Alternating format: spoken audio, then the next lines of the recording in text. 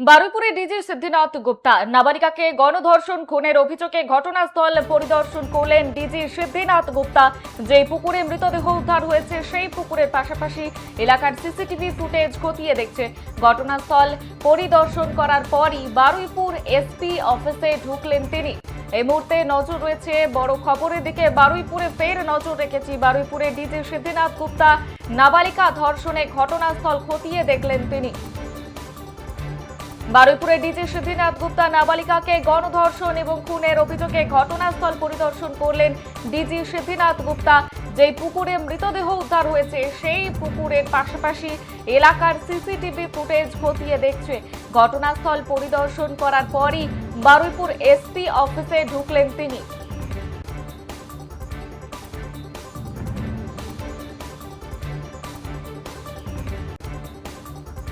বারুইপুরের দিকে নজর রয়েছে আমাদের। যেমনটা জানালাম, বারুইপুরে ডিজি সিদ্ধিনাথ গুপ্তা নাবালিকা ধর্ষণে ঘটনাস্থলে খতিয়ে দেখলেন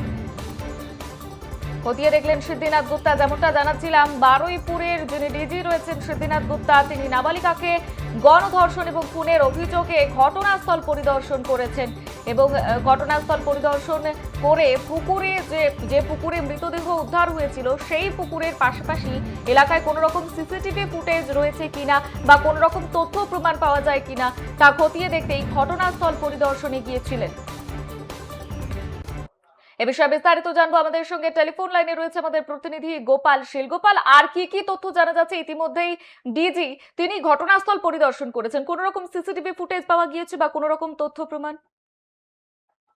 দেখো বর্ষা, তোমাকে বলে রাখি, গতকাল থেকে হাড়হিম করা ঘটনার সাক্ষী বারুইপুর তথা সারা রাজ্যের মানুষ। এক 12 বছরের নাবালিকাকে ধর্ষণ করে, গণধর্ষণ করে এবং তাকে বস্তার মধ্যে পুরে পুকুরের মধ্যে ডুবিয়ে মারার ঘটনায় উত্তপ্ত হয়ে ওঠে বারুইপুর।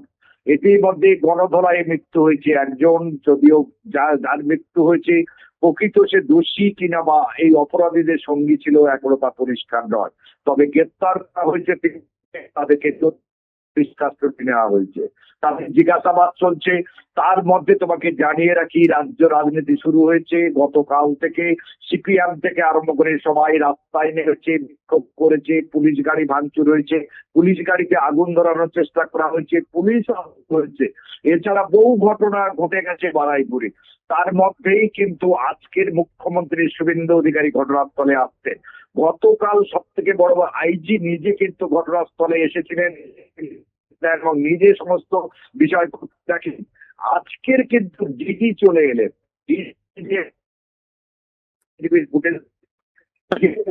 উদ্ধার করা হয়েছে সেই পুকুরের কাছে যান, নিজে দেখেন, পুলিশ আধিকারিকদের সঙ্গে কথা বলে পুঙ্খানুপুঙ্খ সমস্ত বিষয় তিনি জানতে চান।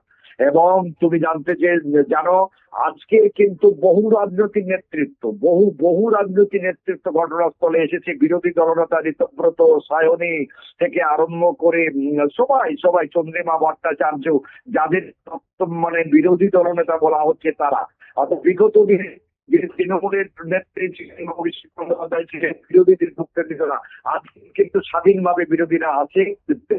কি হবে, বিক্ষোভের মুখে পড়ে সায়নী, ঋতব্রত, সবাই কেউ বলে গদ্দার, কেউ ইয়ের দিকে, সায়নের দিকে নানা রকম কটূক্তি জুড়ে দেয়। যাই হোক না কেন, তোমাকে বলি, তদন্ত প্রথায় শেষ পর্যায়ে আমরা ডিজির সঙ্গে কথা বলেছিলাম। ডিজি বলেছেন তদন্তের সাথে সবকিছু বলা যাচ্ছে না, কিন্তু ইতিমধ্যে তদন্তের কাজ প্রায় শেষ পর্যায়ে। আর কিছুক্ষণের মধ্যে শুভেন্দু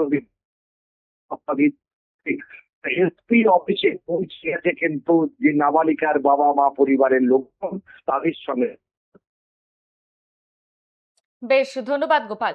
যেমনটা জানাচ্ছিলাম, এই মুহূর্তে আমাদের নজর রয়েছে সেই বারুইপুরের দিকেই। বারুইপুরে ডিজি সিদ্ধিনাথ গুপ্তা নাবালিকা ধর্ষণে ঘটনাস্থল খতিয়ে দেখলেন তিনি।